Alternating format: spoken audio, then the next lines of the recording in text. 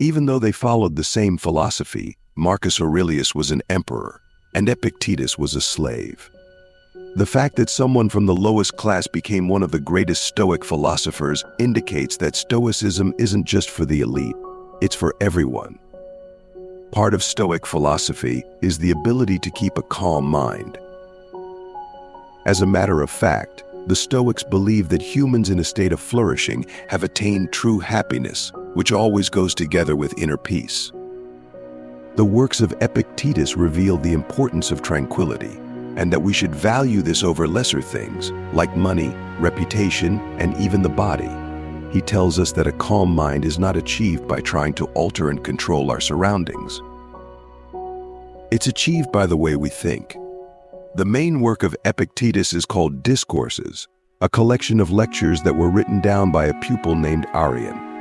This same pupil also compiled the Enchiridion, which means Handbook, and is quite easy to read and digest. In these sources, we can discover how Epictetus thought about coping with daily worries, stressful events, and hardships, so we can keep a calm mind regardless of what the world throws at us. Let's start with the first one. Act in accordance with nature. When Epictetus was teaching, one of his students told him that he wanted to go home because he was sick. Epictetus then sent him home, but also asked his student whether or not he thinks that with his condition, he is able to improve his moral purpose, and thus him coming to class was the right thing to do. He said, "Go back and tend your affairs at home. For if your governing principle cannot be brought into conformity with nature, no doubt a partial paltry piece of land can be made to conform with it." End quote. The lesson we take from this is that we should do what the current situation asks from us. Whatever overcomes us is the way of the universe. There's no need to force things, so when we're sick, we shouldn't force ourselves to do things we cannot do. In many cases, the best way to treat an illness is by accepting it and doing what's best for us in that given moment. Sure, Epictetus also stated that illness is a hindrance to the body, but not to our ability to choose, which doesn't mean that we should force ourselves to perform our duties, which might only make it worse.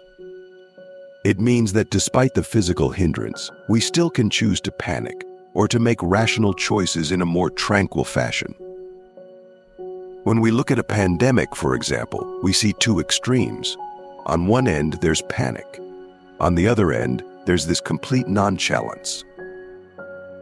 In the first case, people are overtaken by fear and emotion. And in the second case, people refuse to see the problem and perhaps try to make themselves look tough. But acting in accordance with nature, meaning the nature of the universe, as well as our human nature, starts by acknowledging the situation, doing proper research, and taking the necessary measures while keeping a cool head. No matter how we choose to react, it's important to remember that sickness and death are simply part of nature. We all go someday.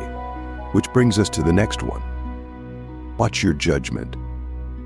Anxiety isn't caused by the environment, it's caused by the position we take towards the environment. We all have our frames of reference, and from that frame we decide what we tolerate and what we don't tolerate. There's nothing wrong with that. Oftentimes it serves a purpose to discern right from wrong. However, our judgments become a problem if they make us feel entitled to things that we're naturally not entitled to. For example, we can be angry for a lifetime because we feel entitled to good parents we never had. But Epictetus points out that we're not entitled to a good parent, just to a parent, and this is true for many things. So why should we feel distressed by the things that are entirely natural? I quote, "Distinguish within your own mind and be prepared to say, it's not the accident that distresses this person, because it doesn't distress another person. It is the judgment which he makes about it." End quote. Again, this is important when we face illness or death. These things are nothing new.